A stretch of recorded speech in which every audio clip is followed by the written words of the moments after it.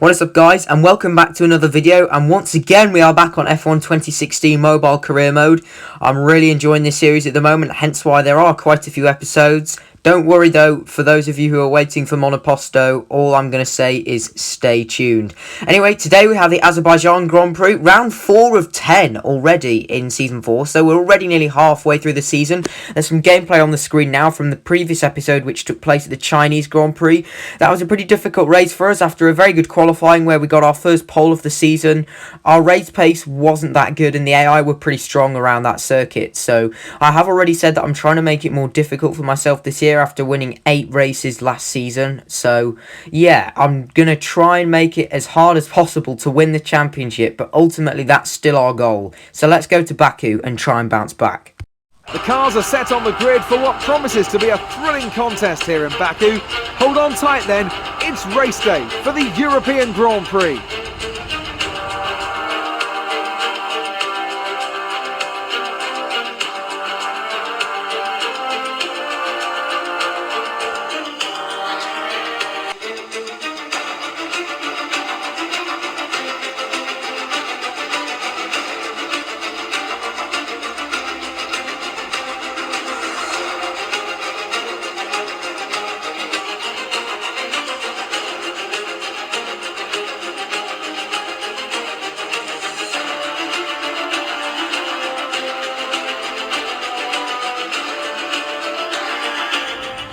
Q3 wasn't the best. I had my lap invalidated due to track limits at turn 1. However, we are starting on the soft tyres. I managed to qualify on the harder compound of tyre, get lost. I don't know why that keeps happening. So yeah, let's see what we can do. We're going for the alt strap in this race. We're going to start on the soft to try and extend, and then hopefully still go for a 2-stop so we can be ultra fast, ultra aggressive at the end of the race. As there are now 5 red lights in Baku, and the Azerbaijan Grand Prix is underway. A pretty decent start off the line. We had a little bit of wheel spin. It's only a very short run into the first corner. We've got Verstappen on the inside. We're going to try and go around the outside. Leave the Dutchman plenty of space, but he just completely spins me round. Max Verstappen's just pushed me straight into the barrier. I've lost my front wing. What an absolute nightmare start to our race.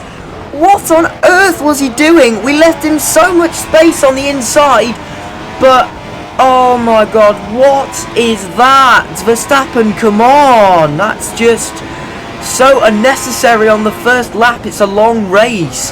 But now I'm going to have to limp round this entire circuit with no front wing.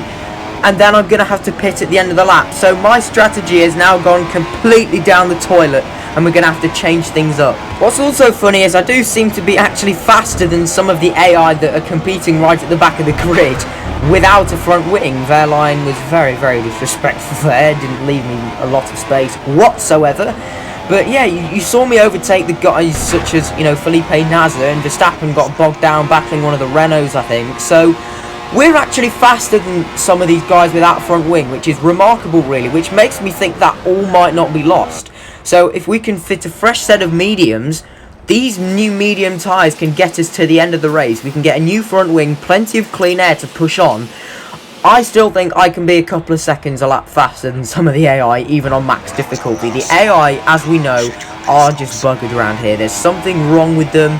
They're just glitchy. They're very weird. And, by the time we've got to lap number 4, I've already recalled back up to Jolly and Palmer. It's taken me 3 laps of clean air to bridge 20 seconds. So, there you go. That's how slow some of the AI are. That was a very nice move there, going into what isn't technically the last corner, but it feels like it, because from there the rest of sector 3 is taken completely flat out. So we've got the Brazilian Felipe Nasr, who is next up in the Sauber.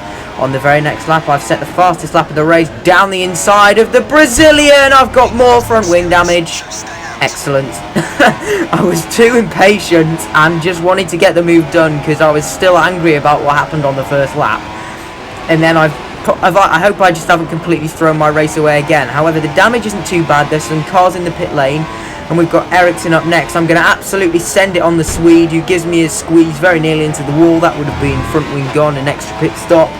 But yeah, DRS now wide open on the Swedish driver. Are we going to try and make a move? There's Wehrlein who's on the inside.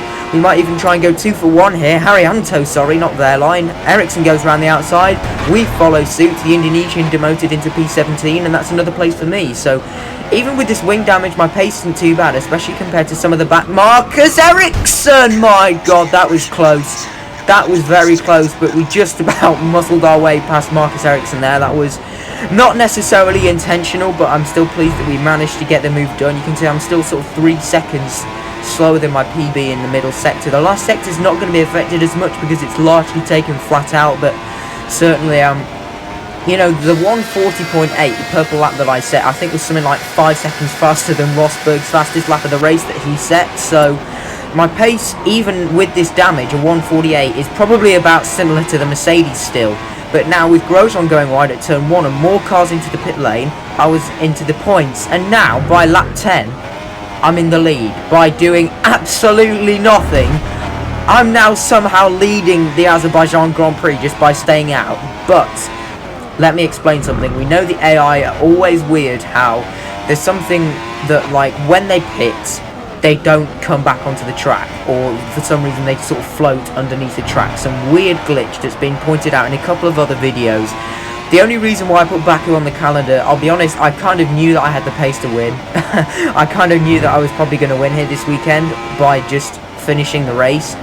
And the reason I put Baku on the calendar was because it always provides chaos. It's always really good content, really good entertainment for you guys. So that's why Baku, since Season 2, has been a permanent fixture on the calendar.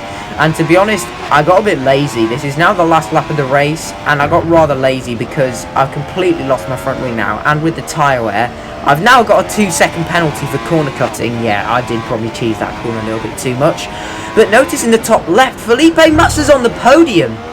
So with no Mercedes in sight, imagine if we could get a double podium here today, what that would do for our constructors.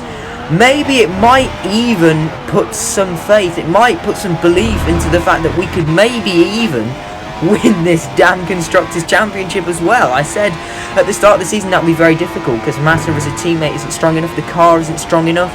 But if I do the maths, as it stands, we will be leading the Constructors by 5 points. But that is providing that both Mercedes are outside the point. So as we head into the next race at the Red Bull Ring, which will mark the halfway point of this season already, if we could go into that race with the lead of the Constructors, then that's a pretty good sign for us.